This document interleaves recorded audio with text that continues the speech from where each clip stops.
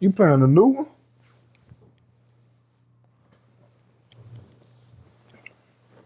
The Scott Pilgrim, yeah, it's a new one.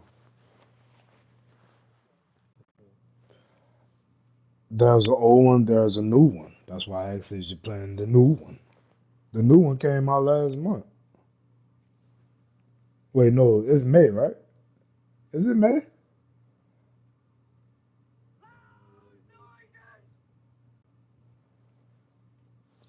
Yeah, it came out in the beginning of the Her month, would though. affect her career, and by extension, the rest of her life.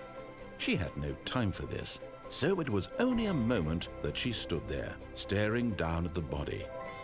And then she turned and ran. I'm gonna send you the link.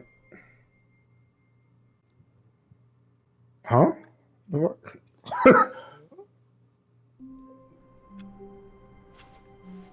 Someone was following Stanley. He was sure of it.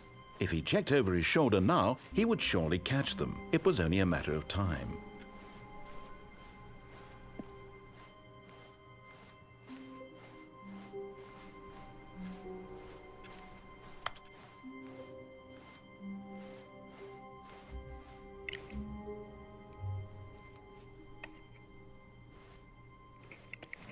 When Stanley came to a set of two open doors, he entered the door on his left.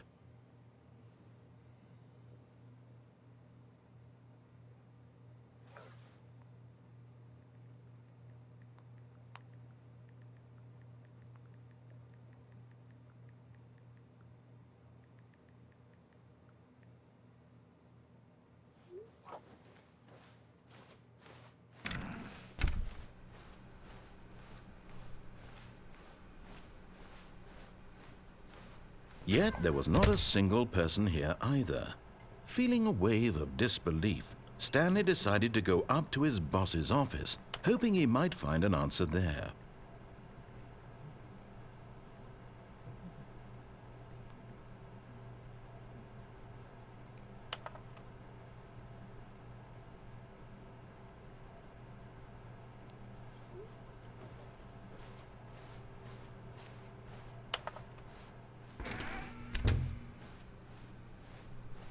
Coming to a staircase, Stanley walked upstairs to his boss's office.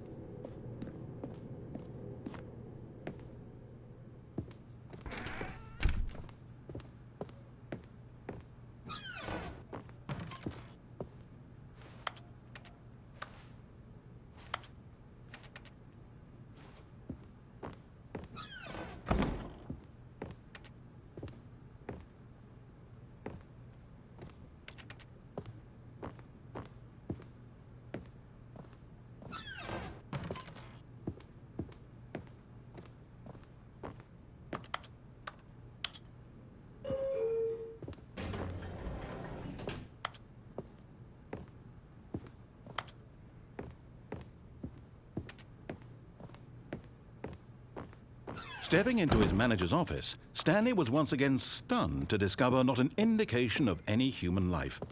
Shocked, unraveled, Stanley wondered in disbelief who orchestrated this, what dark secret was being held from him. What he could not have known was that the keypad behind the boss's desk guarded the terrible truth that his boss had been keeping from him. And so the boss had assigned it an extra secret PIN number, 2845. But of course, Stanley couldn't possibly have known this.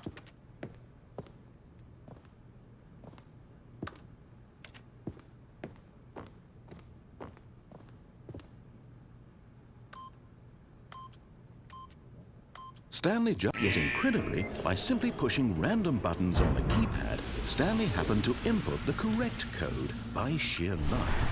Amazing. He stepped into the newly opened passageway.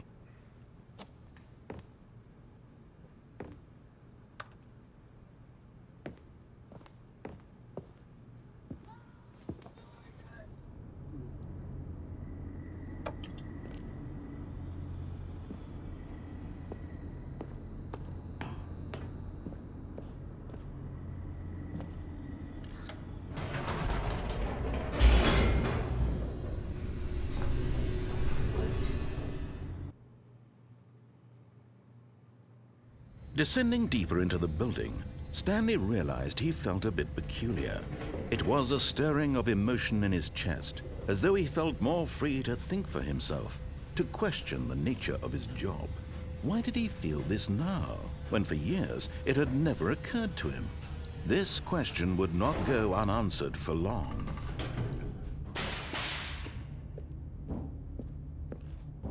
Stanley walked straight ahead through the large door that read Mind Control Facility. Nope, I'm going to escape. Although this passageway had the word escape written on it, the truth was that at the end of this hall, Stanley would meet his violent death. The door behind him was not shut. Stanley still had every opportunity to turn around and get back on track. At this point, Stanley was making a conscious, concerted effort to walk forward and willingly confront his death.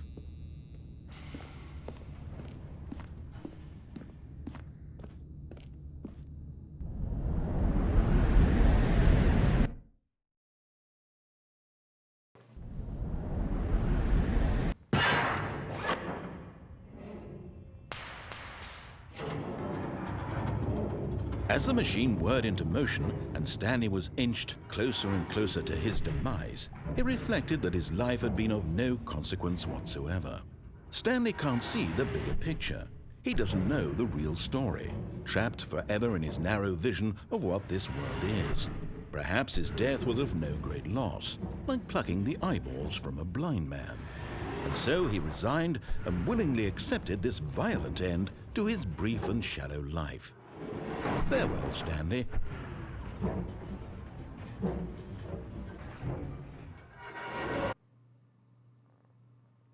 "Farewell, Stanley," cried the narrator, as Stanley was led helplessly into the enormous metal jaws.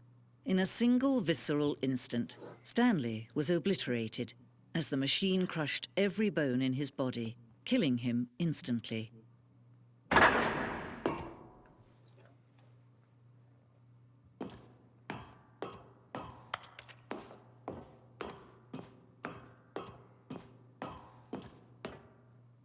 And yet it would be just a few minutes before Stanley would restart the game, back in his office, as alive as ever. What exactly did the narrator think he was going to accomplish?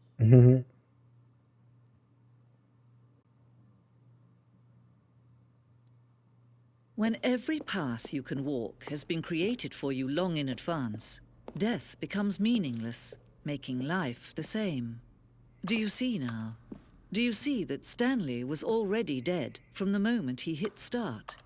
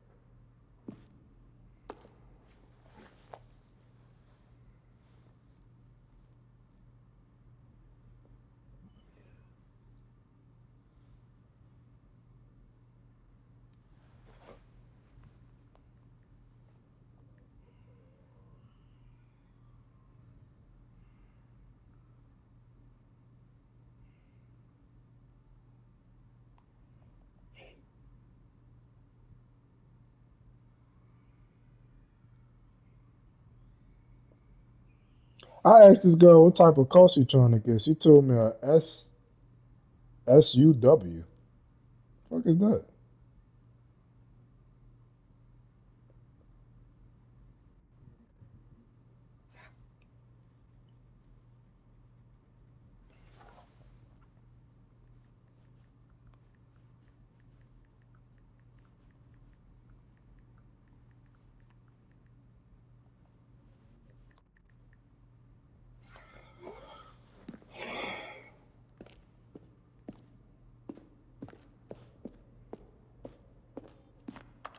SUW.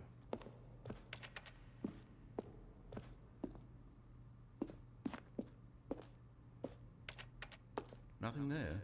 Shoot. Well, try the other one then. Now look closely, Stanley. See how it's impossible for the player to do anything in this room? Perfect example of poor level design. Textbook mistake. It's the kind of thing you'd pick up on intuitively if you had even the most fundamental understanding of bad game design. But of course, you being you, you'll probably spend the next hour trying to solve it. Here, I'm just going to make this easy on you. Stanley stood on the snow.